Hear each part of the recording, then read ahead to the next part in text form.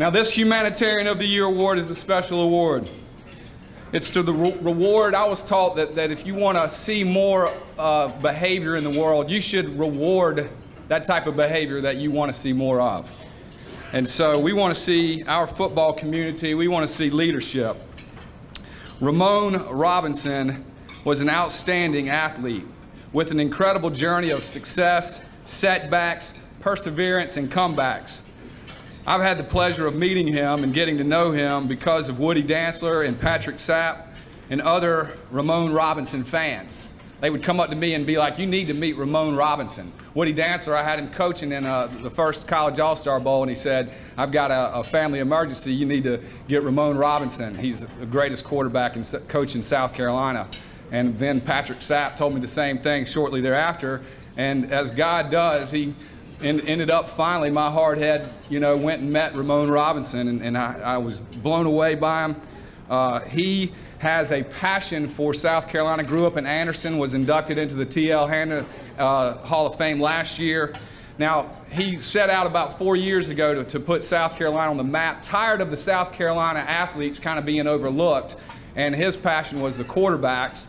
And so he started investing in quarterbacks, and now he's got a string of coaches in different positions, and they meet across the state weekly to pour in and train kids. And since he's been doing that, over 150 young men have gotten athletes to play college football. When the season starts, he'll have 180 because of the guys that have just accepted scholarships. He has a passion for South Carolina. He's got a passion for football. He's got a passion especially for people and young people, and he's got a passion for life. And it's my honor. Put your hands together and welcome this year's Humanitarian of the Year, Ramon Robinson.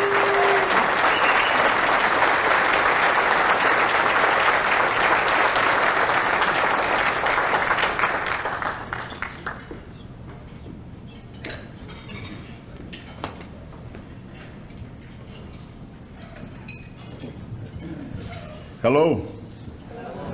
Now let's wake up in here. Hello. It's a pleasure to be here. And Lord, I want to give up all praises to the man upstairs for everything. I wouldn't be standing here today or even have the vision to even implement to any kids or even to myself or any coaches or even, family and friends in regards to helping the kids out if it wasn't for the man upstairs giving me the vision to give back to the community and to the state of South Carolina. When I first started this, it was rough. I didn't know what I wanted to do.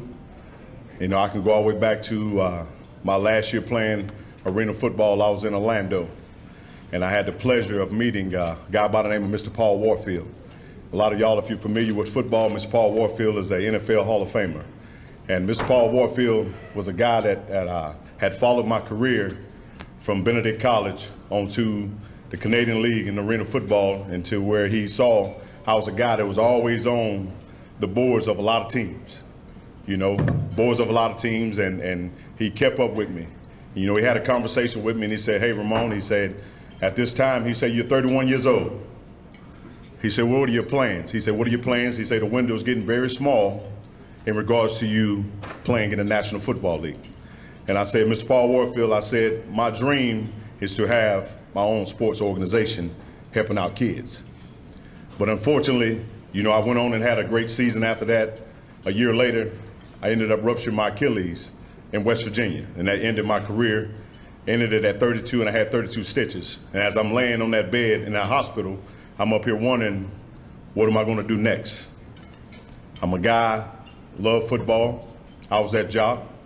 You understand, John? Y'all know what I mean.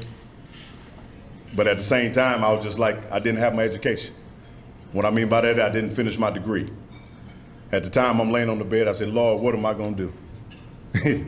I called my wife. I told her the same thing. I said, hey, look here, I got to go back to school. I got to finish up. At the same time, I went back to school. I got my degree. And from there, I made a plan. I made a plan to myself. I majored in sports management. I finished up in the United States Sports Academy. A lot of y'all as coaches and players that know. At the same time, I went back, got my degree. I came back to Anderson, South Carolina. I came back with a plan. and my plan was to upgrade the talent level in the state of South Carolina. And that took a lot of work, and it took a lot of thought. And I went at it, and I just went full steam ahead regardless of the criticism that I got and the praise that I got. And one thing I did, you know, when David them gave me this call, I was shocked, because not one time did I go into this saying, hey, I'm doing this for this accolade or that accolade. This is one time I wasn't trying to win anything.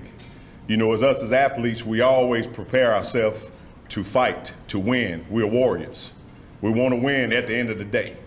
But this wasn't a time that I was looking to say, hey, I'm looking for a championship. The only thing I wanted to look for was the growth of the athletes here in the state of South Carolina, because we always got overlooked. You know, I can sit here and I play with guys from other states playing professional ball, and you can know, y'all, Richard, you know, you playing with guys all the time. We got the best players here. No, South Carolina, we got the best players, okay? Per capita, if you look it up, we produce the best players, the best and the most professional athletes. If you look it up, that's not just talk, that's real.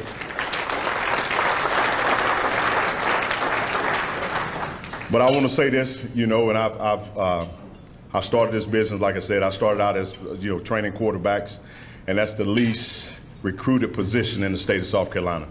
And I took it to heart, and I started working with a guy once I finished playing ball by the name of the late Mo Collins. Mo Collins started Prep Star Football, and it was attached along with VTO Sports. And VTO Sports was a company that we went all across the country, you know, training and grading kids throughout. And that's why I had the opportunity to meet Mason Rudolph, who's standing up here, who's in the NFL draft this year, along with, you know, Jacob Parks. And all the kids I've trained, from Kelly Bryant to Jay Uric, and all those guys have been through that system when it came to VTO. And so I'm up here looking at all these states, I'm looking at the kids, and I'm looking at the things that were helping them out. And a lot of things that we didn't have here in South Carolina was personalized training. It's a difference. You know, they worked at the school with the coaches, but after that, they sat at home and played video games, okay? I wasn't a video game guy. My uncle used to buy me sitting right over there, the man that taught me everything, Mr. Jackie Robinson. Taught me everything when it came to sports. He would buy Atari and that thing would sit in the box, okay? I was that kid that say, stay out the house. I'm staying outside in the yard and I'm playing. It's sun up and sun down. But you know, right now, I'm just fortunate to be here and to build a staff like I have now, and some of my coaches are here in the presence. Mr. Chacha Sullivan is one of the top DB instructors, not just in the state, but in the country.